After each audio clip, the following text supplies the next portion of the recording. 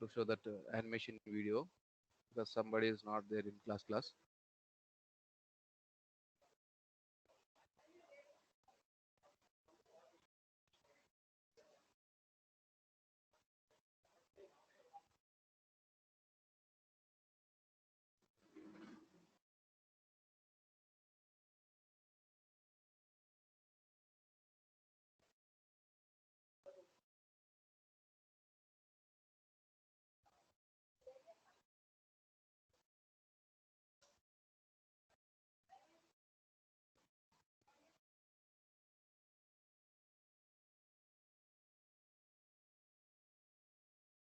So this is a spring manufacturing.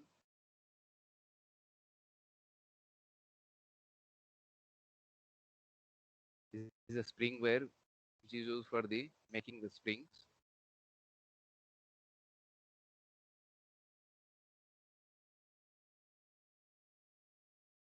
Open coil helical spring, this type of.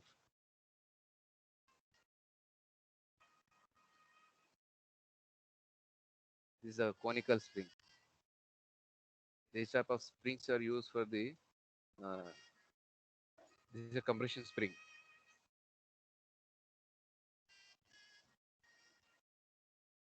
This is a tension spring.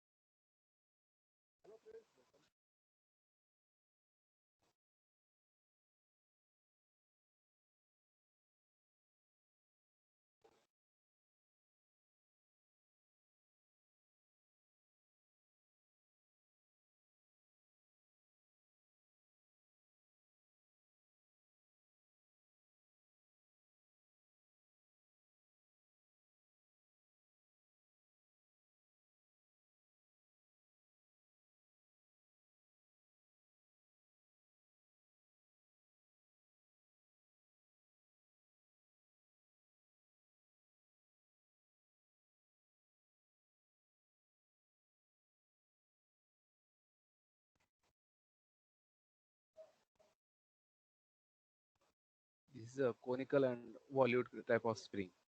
This type of springs are used. You can see that this type of springs in a battery remotes. Whenever you insert in the batteries shells, this kind of spring you can find.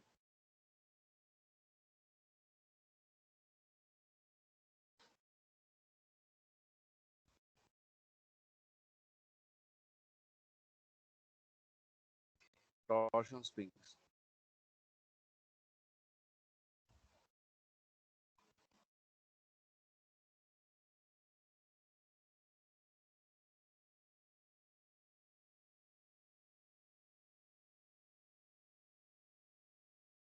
These are laminated springs. In heavy vehicles, you can find this kind of springs.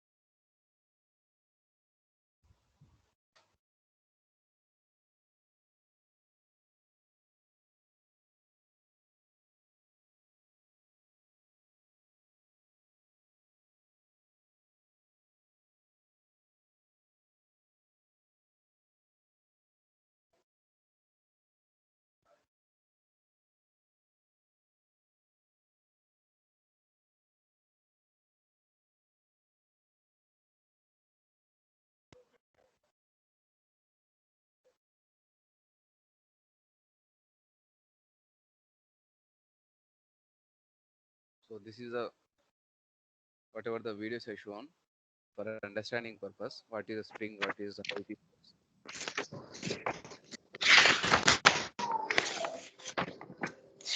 What is a spring? So that our unit name is a design of spring.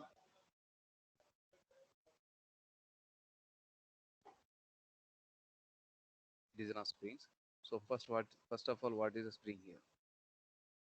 So a spring is nothing but it is a elastic element.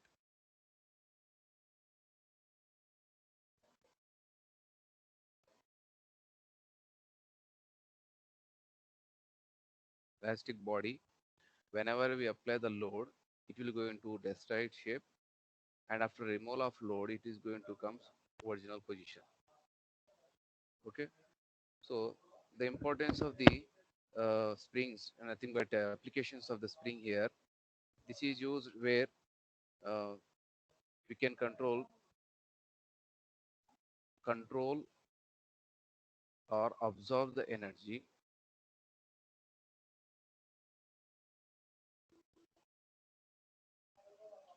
absorb the energy like a we can find in a shock absorbers.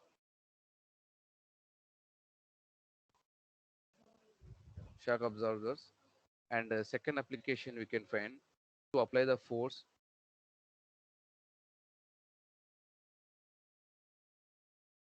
to apply the force. So this is the second application where we can apply the force with the help of springs in clutch plates and brakes, in clutches and brakes.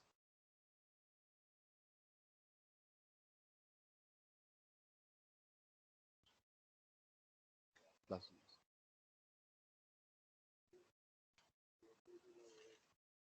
one or the others, some only. Third one, to control the motion. So the control of motion here already completed. One other type of control motion.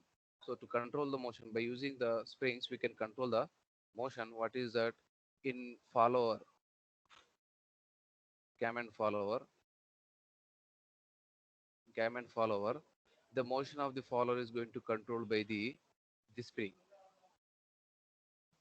And the fourth one is application to measure the forces. To measure the forces. To measure the forces, we can use the springs where we can this one engine indicator. In engine indicator, to measure the forces, the springs are going to use.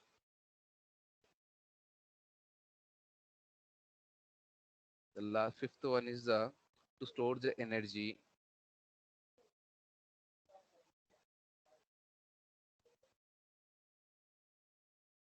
To store the energy. Springs also we can use to store the energy. So how it is going to store the energy? If you see the watches, olden days watches, so in that what we are going to do, we are going to initially roll the spring. In that manner, the spring is going to store the energy. So in these categories, in these many ways, springs we are going to apply. Okay. So this is a brief introduction about the springs.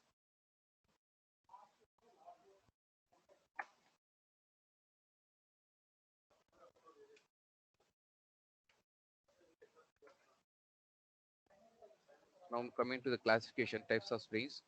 As you just now have seen, what are the types of springs? Again, I'm listing the types of spring. What are those? So as per your subject point of view,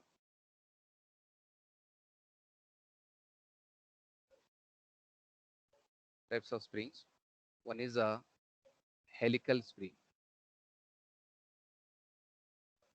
So this in the syllabus, particularly you are going to design means you are going to study about the particular this helical spring. Helical spring is nothing but the wire, whatever the wire is there, used for the making a spring.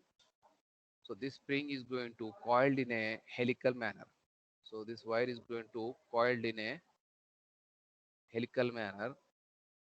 So that is the reason name is given as a helical spring. Okay.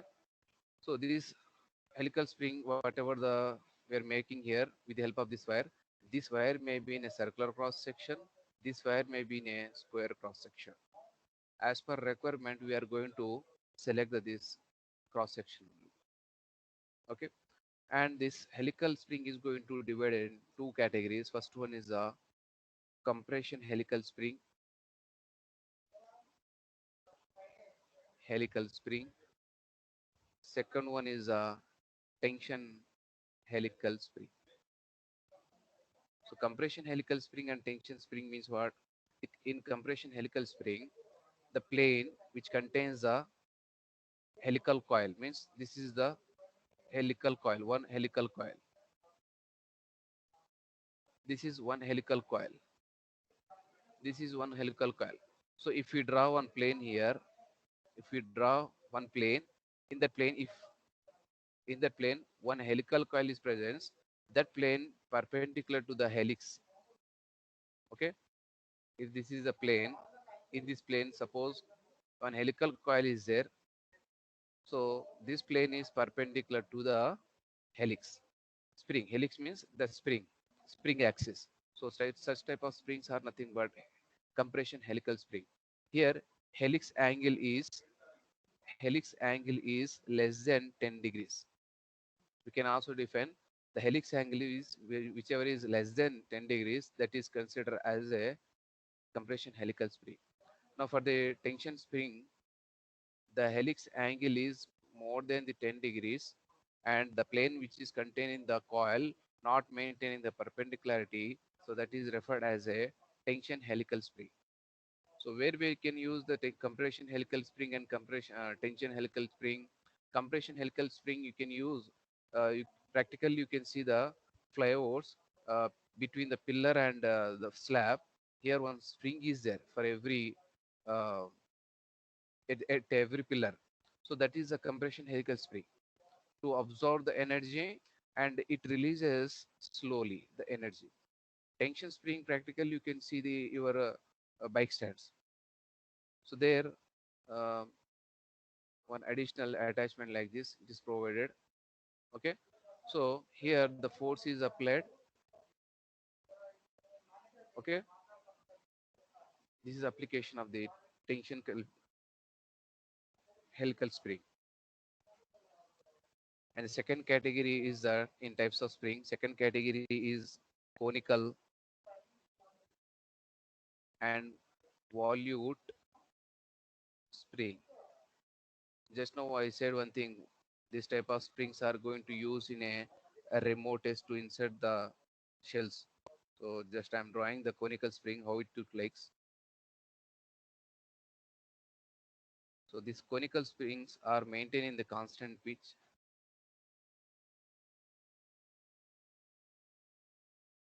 So instead of drawing, just I will wait. I will show. It will take a lot of time. So this is the conical type or volute type springs. So this type of spring is a conical spring. So in this conical spring, so you see this one maintaining the constant pitch. Maintain the constant pitch. Pitch means nothing but adjacent distance between the coils. Okay, by maintaining the constant spring and decreasing the diameter of the coil. So this is the initial diameter of the coil, this is the one, and final diameter of the coil, this is the one. So this type of spring is going to known as a conical spring. So here what happens, as the diameter is going to decreases, spring rate is going to increases. So as the spring rate increases, what happen, the force is going to generated is higher than the here to here. Means the force is very high here. Just wait.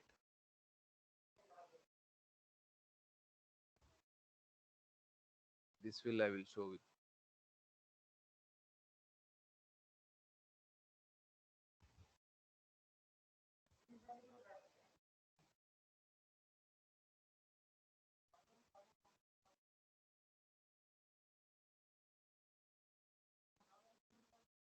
So as the spring rate increases, what happen? See here, here the force for the spring is less. here for the spring is high. So why it is happen? Because see here the spring diameter is decreasing slowly.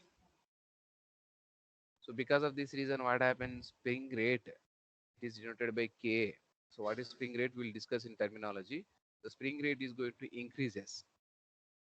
Okay. Because of this reason, what happened? High force is going to generated at the top level. So because of this reason, what happened? Whenever we inserting the batteries in our remotes, this is going to hold the battery. Okay. Special purpose application. And the volute spring. What is volute spring?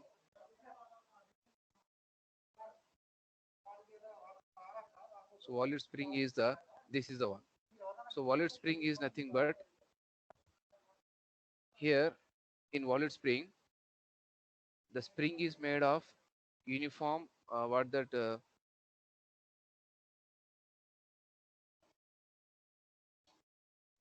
here maintain in this conical spring, maintaining the constant pitch.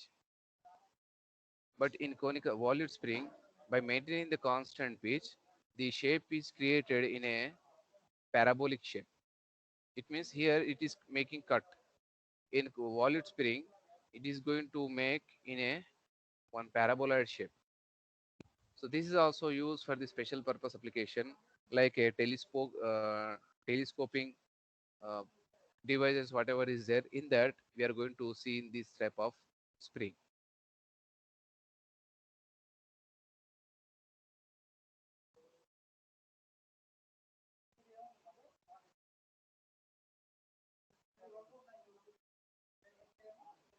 Okay, in this shape, the spring can appear. Next one is a classification torsion spring. So why that name is given torsion? Because torsion action is generating in the spring. So torsion action is just wait. I will show you the diagram.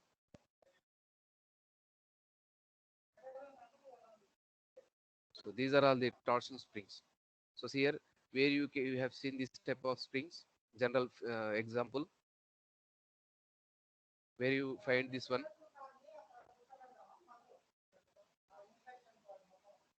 Bike stands. No, no, no. Simple application. Bike stands that tension spring.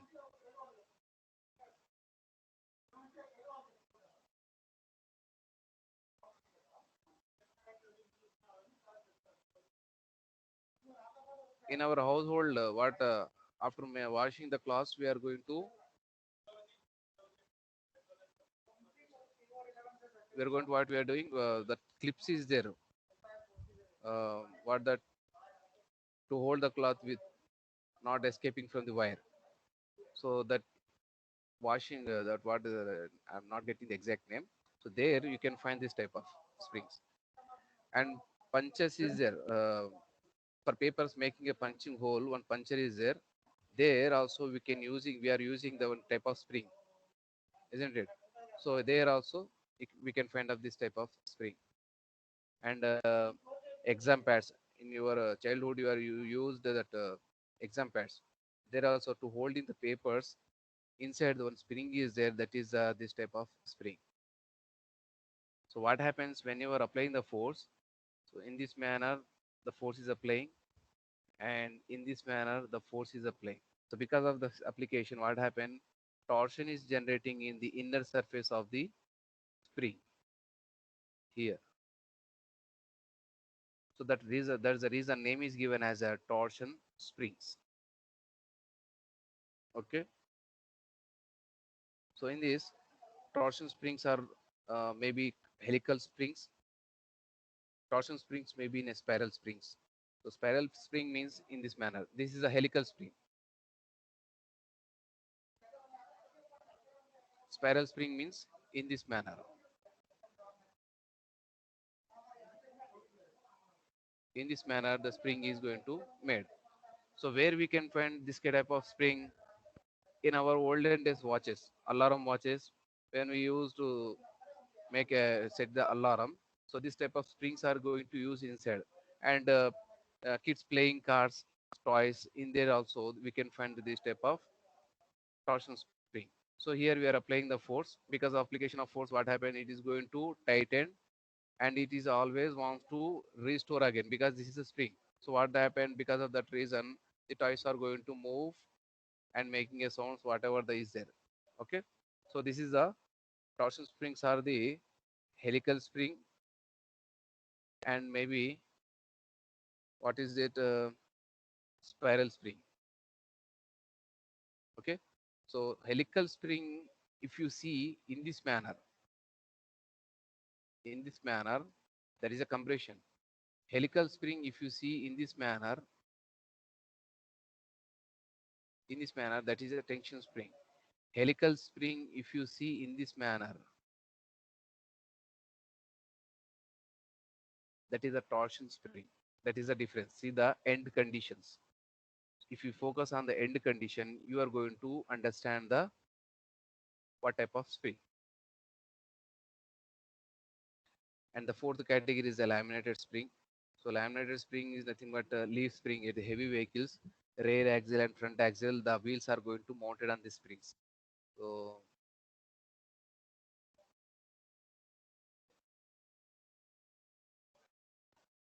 uh, clear figure I will show how it will look like. Ask Vanchit market foods. Hello, sorry. Somebody asking the question, I think.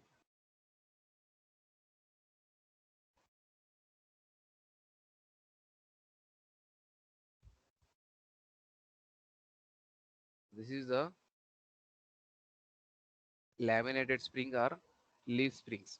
So this is going to use in a heavy vehicles to absorb the shocks from the roads, whatever is getting. Okay? So this is a one type of spring. So in our syllabus, we are going to specially focus on helical spring and this laminated spring. Laminated spring. So in laminated spring, what we are doing here, number of strips are overlapping one by one, and one central bolt is there to join the all together here, and two cover plates are there to hold the end conditions of the remaining plates, and two eyes are there, big eye and oscillating. This is a pivoted eye, and this is a oscillating eye. So this one is going to fix to the chassis. This one is going to fix to the one movable arm. So whenever the force is generating, it is going to bend and again comes to original position. This video also I shown in previous class how it is going to work. Okay. Now second topic is whatever the what type of material using for the manufacturing of this material. So the material whatever using for this manufacturing these springs, it should have the high fatigue strength. First point, high fatigue strength.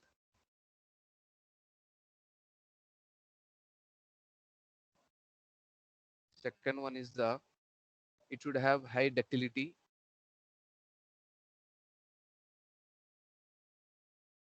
And third one is the it should have high resilience.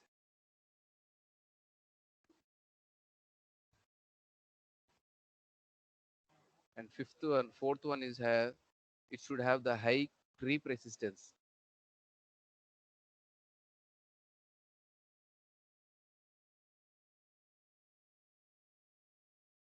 So what is fatigue? Fatigue we already learnt in the machine design subject, and already you studied in the mechanics of material. What is ductility? What is resilience? What is creep? These are all the mechanical properties. Okay, so whatever the material we are using for manufacturing the spring manufacturing, so this the material should have these properties.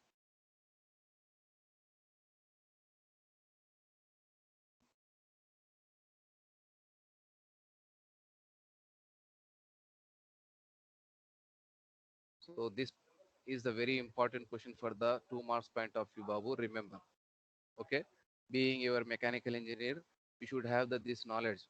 Particular element we are using one material we are selecting. That material, what type of properties containing? Okay.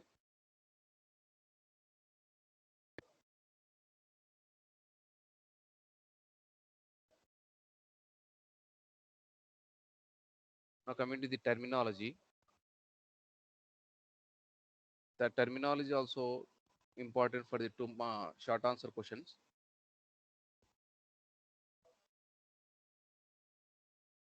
Terminology. First point, solid length. Solid length. What is solid length? It is the length of the spring when it is totally compressed. When it is totally compressed means, suppose this is a spring. So after application of spring, after application of the load, what happens? The spring is going to totally compress. Means the coils, whatever is there, coil means one turn considered as a one coil. Like that, n number of turns are there, number of coils. Okay. So whenever we are applying the load, this is going to totally compress. Means there is no gap between the coils. So at this time, whatever the length is considered, that length is known as a length of the solid coil. Okay. Mathematically, it is written as n dash into d, where d is the diameter of the wire. D is the diameter of wire. So this wire, whatever the wire we are using to making the spring, so this is the D. So with this wire, we are manufacturing the spring. Okay. So this wire diameter is a small d. Don't confuse, Babu. Small d is the wire diameter. Capital D is the spring diameter. Okay. And n dash is a number of tons.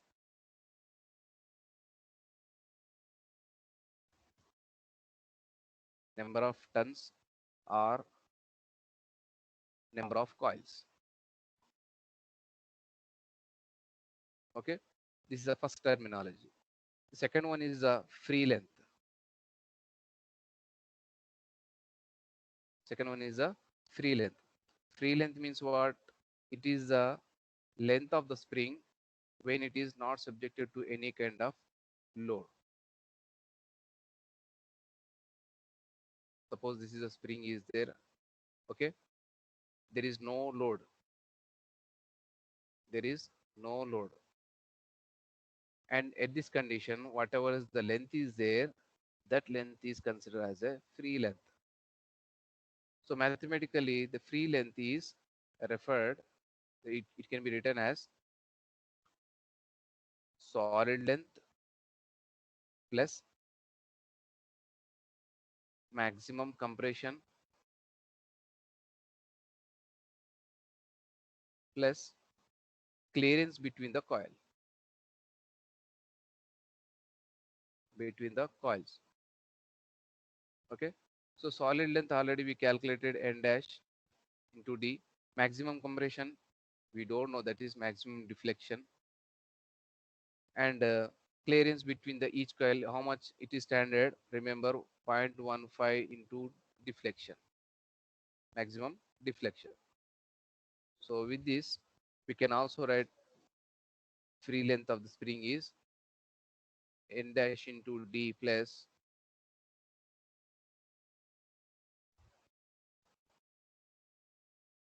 maximum deflection plus n1 minus n dash minus 1 into 1 mm.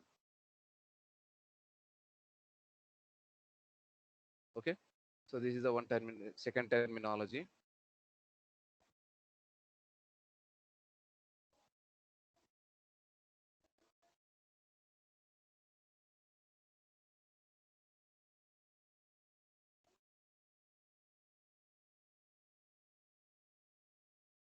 The third one is spring rate.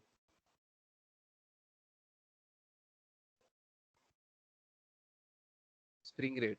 It is denoted by K. Just now I said one spring rate as the diameter increase in the types of spring. I referred this terminology spring rate. Spring rate is also known as a stiffness of spring. Stiffness of spring. Remember, wow. Don't get confused. If the question is given in examination, define stiffness. Okay. Don't get confused. Alternate name spring rate, stiffness spring. Both are same. Okay. So spring rate is nothing but it is the ratio of load per deflection. It means load required per unit deflection of a spring. Load required per unit deflection. So it is mathematically written as K equal load by deflection. Okay. So where W is a load in terms of Newton and delta is a deflection in terms of mm. So its unit is Newton per mm. Okay. The fourth one is the spring index. So it is denoted by capital C. It is the ratio of diameter of the spring to diameter of the spring wire. It is the ratio of diameter of the spring coil total diameter by diameter of the spring wire. The fifth one is a pitch. So it is denoted by P, capital P. Pitch of the coil is nothing but it is the axial distance between the adjacent coil when it is uncompressed state. It means suppose this see the figure here. This is spring under uncompressed state. Okay. Now axial distance. Axially why I am calling because this is the axis of the spring. Along the axis, if we take the distance between the two coils, that is a pitch. Okay. So mathematically, the pitch of the coil is can be written as free length of the spring by n dash minus 1. Okay. So by using this relation, we are going to calculate this pitch of the coil, spring index, spring rate. These are all things we are going to calculate.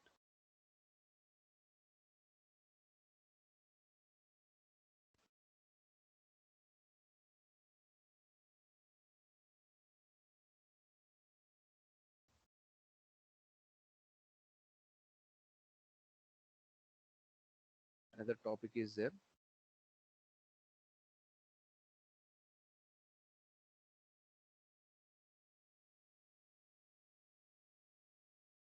One end conditions of the spring.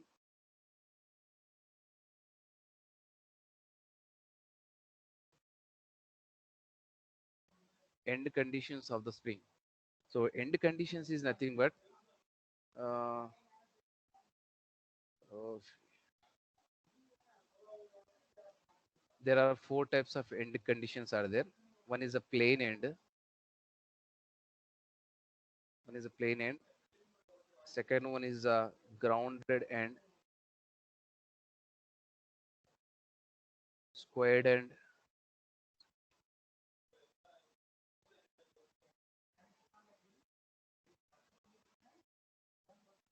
squared and grounded end.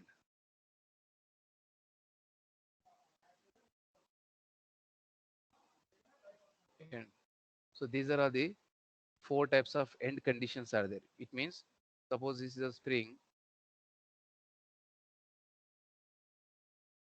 So these end conditions we are going to generate some special. Plane end means it ends plane means the last. So this is the figure whatever I drawn here, that is the plane end. So the last one is going to touches the if we, if you put a plane here, the last one is going to touch the spring here. Grounded means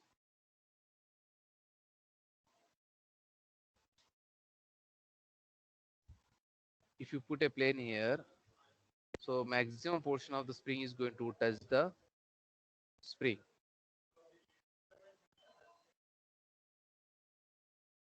And squared end means the shape of the touching here, whatever the touching the spring to the wall or surface, the shape is going to appear in a square manner here.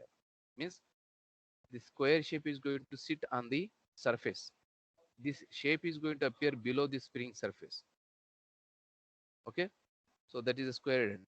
Squared and grounded means combining of these two means here this is a grounded.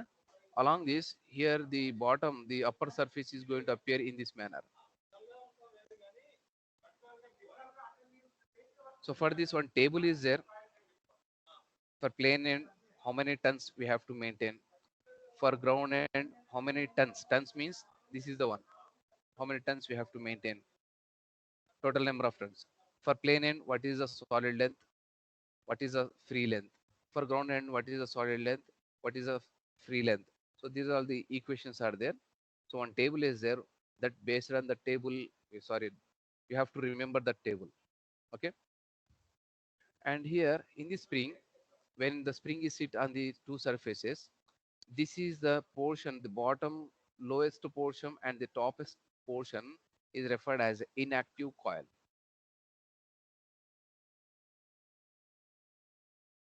And from here to here is referred as active coil, because the inactive coils do not carrying any type of force transmission. Means when you are applying this one, these sitting positions of the springs not uh, going to carry any type of action. Only the active coil is going to carry the whatever the load we are applying here. This load is going to transfer with this spring and with this spring and with this spring. Finally, it is transferred from here to here.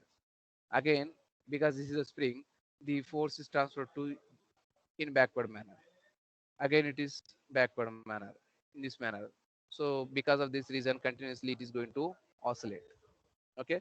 So the whatever the spring is not containing any kind of motion, that is an inactive coil, and which is containing the motion transmitting the load from the top to bottom, bottom to top, that coil is referred as a active coils.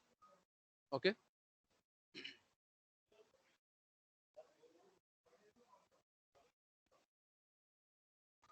Now this is the total theory about the springs.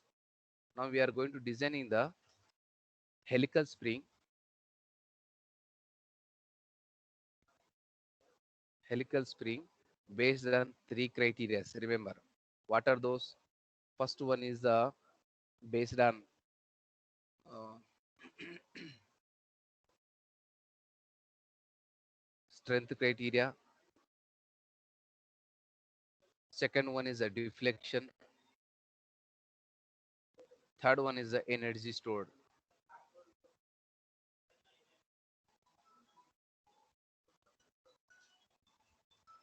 Based on these three criteria, number one, number two, and number three. Based on these three, we are going to designing the helical spring. If you perfect these three criteria, easily you can solve the numerical problem and easily you can derive the procedure, design procedure. Okay. Now, first one, I'm designing the helical spring with respect to strength criteria. That is stresses in helical spring. Stresses in a helical spring. Now, what type of stresses are going to generated in the spring, helical spring, and how we have to calculate the stresses. And here we are overcoming the stresses here. Okay. So I'm drawing the figure here first.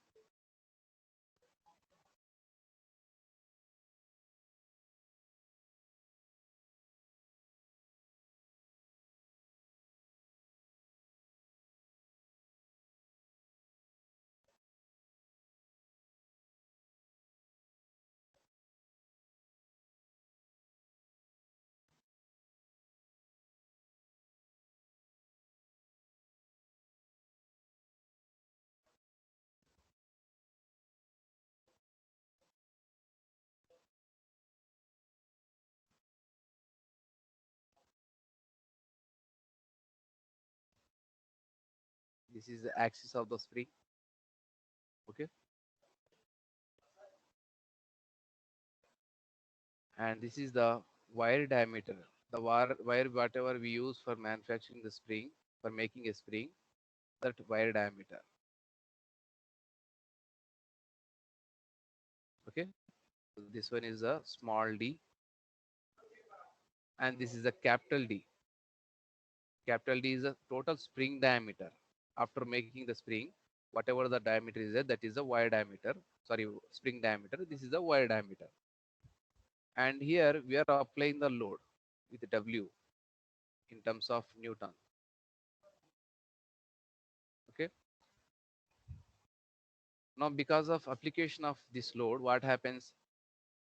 The inner surfaces of the spring going to subject it to torque, capital T, because it is going to compress.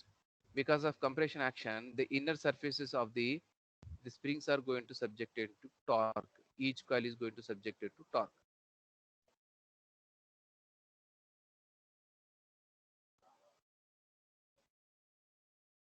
Isn't it? Okay. Now total, see here, application of load, generation of torque. Whenever we are applying the load, torque is generating, means the spring is in equilibrium condition. So torque is generating because of application of load, that is load into perpendicular distance. Okay. Now another equation we have in design of shaft in DME we studied already, due to torque transmission by the shaft. చేయలే చేయలే class జరుగు పెడతా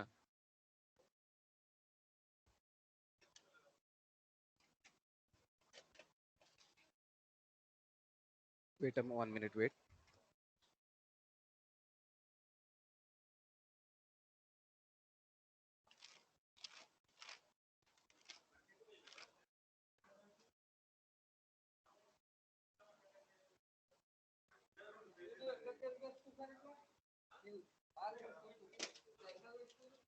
Now torque transmitted by the shaft in DME we already studied, that is pi by 16 into sigma s into d cube. See here, this is the torque transmitted, torque generating in the total whole spring, because means we are applying the force here. So torque is generating here at the end, one end. So force, torque is nothing but applied force into this perpendicular distance from here to here. That is this one. And torque transmitted with the shaft nothing but spring wire you are considering here. So it for this particular spring wire. So how much pi by 16 into sigma s into d cube. So with this equation, if you solve this one, uh, pi by 16 into sigma s into d cube w into d by 2. If you simplify this equation, shear stress equal 8 into w into d square by pi into d cube, not d square.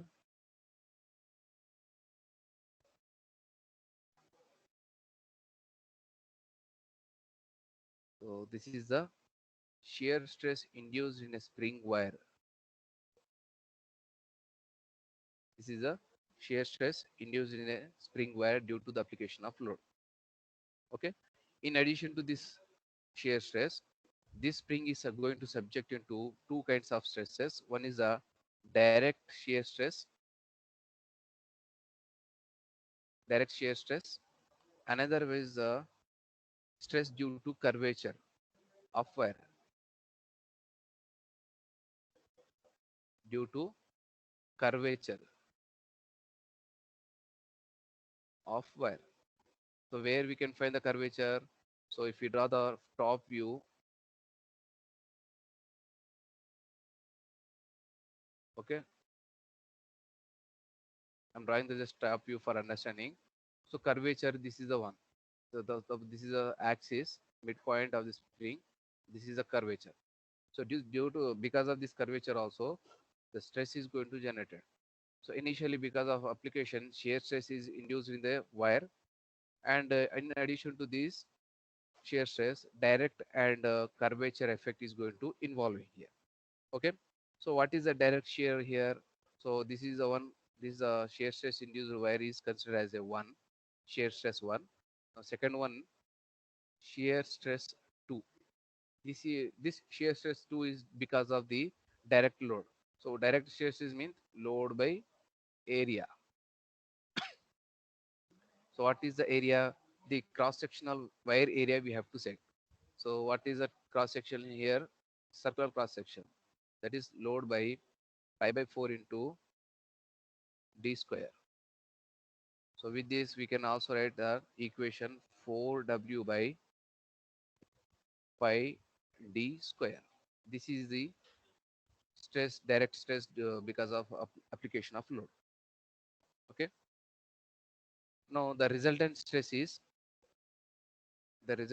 stress is shear stress 1 plus or minus shear stress 2. Why I am writing the plus or minus? See the figure. See the spring having the two surfaces. Each coil is having the two surfaces. One is the inner surface here. One is the outer surface. Inner surface, outer. Inner surface, outer surface. Okay. So the reason I am writing the two signs. So the spring is going to subjected to maximum shear stress at the inner, maximum at inner, and outer is going to subject into minimum stress. Okay. So maximum, I'm giving the sign as a positive, positive sign for the maximum, negative sign for the minimum. Because if you get the value, suppose adding the these two stresses, whatever they're getting the maximum value megapascal, that indicates the maximum stress at inner surface.